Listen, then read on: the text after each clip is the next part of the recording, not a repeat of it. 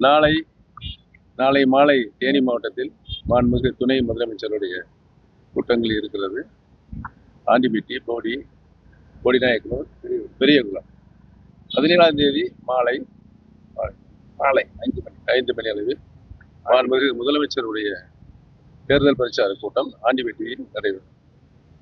நேற்று ஆண்டிப்பட்டிக்கு வந்திருந்த எடப்பாடி பழனிசாமி வந்து நீங்கள் எங்கிருந்தாலும் வாழ்கன்னு சொல்லி சொல்லியிருக்காரு. யாரு? அப்படியா?